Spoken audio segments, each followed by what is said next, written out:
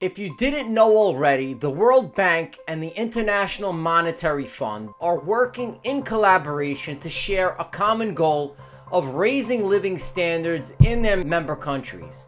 They were created in July 1944 at an international conference in the United States in Bretton Woods, New Hampshire. That established a framework for economic cooperation aimed at creating a more stable and prosperous global economy.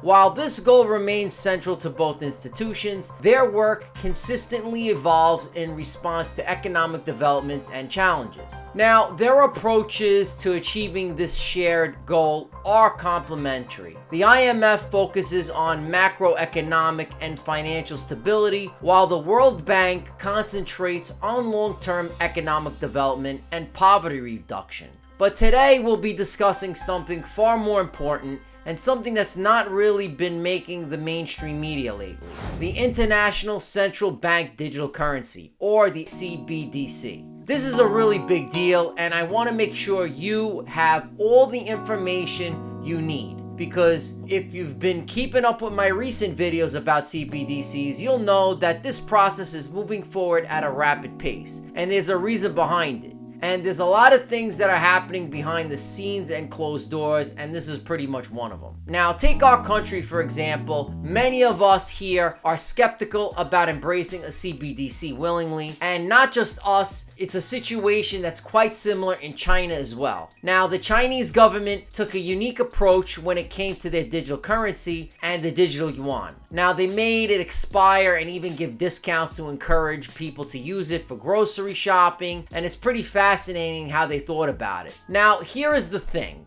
For a central bank digital currency to become a solution, there needs to be a significant event. Something that changes lives, and guess what? Pretty much we're in the middle of a banking crisis right now, and the Digital Currency Monetary Authority is introducing an international central bank digital currency called UNICOIN. And I'm sure you won't believe this, but there hasn't been any reports of small trial runs or limited rollout. That means the infrastructure is pretty much already set and it's working. And it's not in the early development stages that we often hear about or just in research phase. It's fully developed and ready to go. Now, this Digital Currency Monetary Authority is a fairly new entity that came into existence not too long ago, and basically it's a structure that was formed by the World Bank and the IMF, which stands for International Monetary Fund. Now, according to their website, their mission is to promote global trade by integrating international payments and settlements using digital currencies. Now, this whole thing about the future of money and how it's going to be used around the world, and this Digital Currency Monetary Authority is working on some really cool ideas and innovations using this cryptography, which is crypto basically.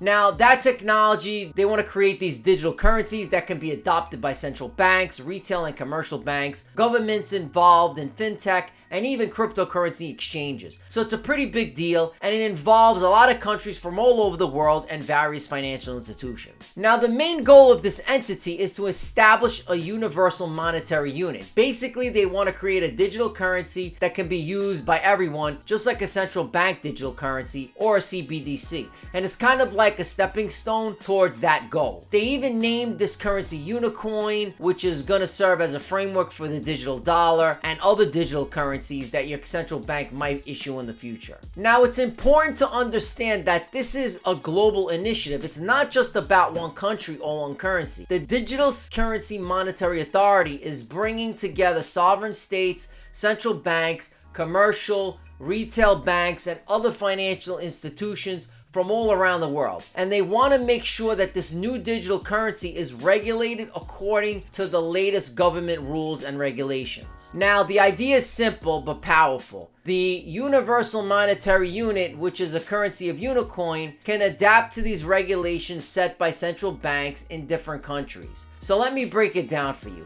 Imagine there are rules like expiration dates or restrictions on when you can use your money. Well, all these can be easily adjusted. It's like a setting that can be turned on or off by CBDC issuer, such as the central bank or Federal Reserve in our case. Now, here's why this matters. This new CBDC, which stands for central bank digital currency, obviously, is being marketed as a complementary system, which really, what does that mean? It means that merchants and trading partners can accept this monetary unit as payment for their goods and services, and the value will be equivalent to any other national legal tender. So let me tell you something about UNICOIN. It's got some cool features and it offers some premium exchange rates within its wallet, and this means that any settlement currency can be converted to the equivalent amount in universal monetary units. Now this guy Daryl Hubbard, which is the executive director of the Digital Authority, and he's the chief architect of UNICOIN, shares that vision that aligns with this IMF. Now I know what you might be wondering, what does the United States have anything to do with all of this? Well, there's a guy named Brian Swan, and he used to work for the US Treasury, and he's been serving as the advisor to the Digital Currency Money Authority. And I was able to read a lot of articles and do research about him, and he's been working with CBDC, and it's gonna change the game in banking.